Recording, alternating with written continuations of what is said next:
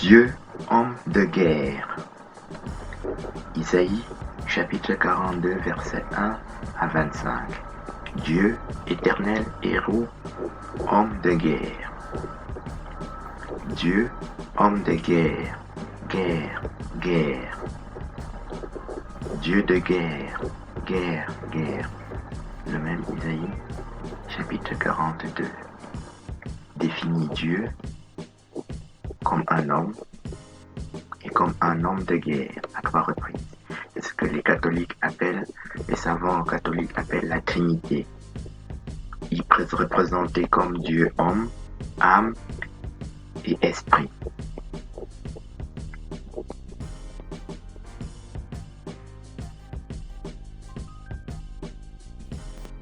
Nous ouvrons ici, pour la toute première fois de l'histoire, le livre des guerres de l'Éternel, ici, dans son acception médicale.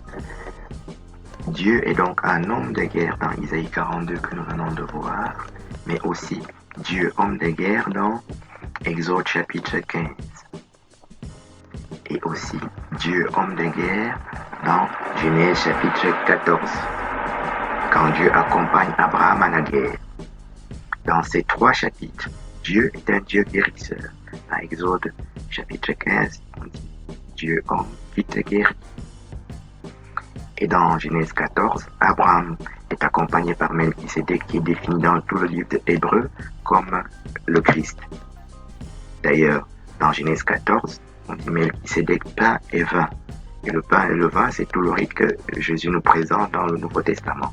Donc, et dans Jean 8, Jésus dit tout seul, dans Jean 8, chapitre 8, verset 1 à 52, il dit « Abraham, votre père, s'est réjoui et a tressailli de joie de m'avoir vu, d'avoir vu mon jour. » C'est dans Genèse 14, c'est dans Genèse 15, dans tout le livre de la Genèse, qu'il rencontre le Christ. On précise que dans le Dieu de l'Ancien Testament et dans le Christ aussi, dans 1 Corinthiens chapitre 10, on dit Christ rocher spirituel, qui est aussi le serpent destructeur.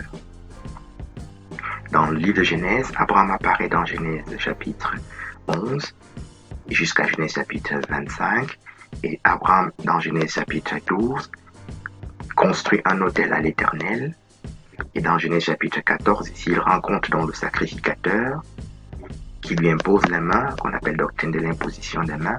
Il devient donc sacrificateur, et dans Genèse 15, le chapitre d'après, Abraham offre donc un sacrifice sur l'autel qu'il avait construit, dans Genèse 12.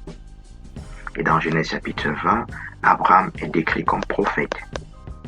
Selon la même doctrine de l'imposition des mains, quand un sacrificateur qui est roi, c'est le titre de Melchisédek, t'impose les mains, tu deviens en même temps roi et sacrificateur, ce qui veut dire prêtre. Abraham est aussi roi parce qu'il vient de renverser dans Genèse 14 les 5 rois de Babylone. Kedorlaomer, qui est l'antéchrist du temps d'Abraham, qui pratique l'usure et l'esclavage, qui avait capturé donc dans Genèse 14 Lot, le frère d'Abraham. Tous les rois cités sont des Babyloniens. Shinéa veut dire Babylone, Sodome et Gomorrhe veut dire Babylone aussi.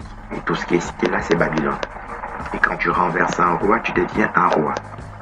Et Melchisédek qui lui impose les mains subséquemment, le fait roi, il confirme son kingdomship, il confirme qu'il est roi, qu'il est devenu roi.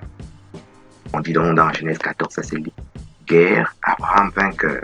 Guerre, Abraham, Melchisédek. Ça c'est les 3 mots les plus importants dans Genèse 14, qui est la première guerre de l'Éternel. Ça dit donc Abraham. Dans Genèse 12, Abraham est aussi roi parce qu'il renverse le pharaon qui vient de capturer Sarah, sa femme. Quand on capture la femme d'un homme,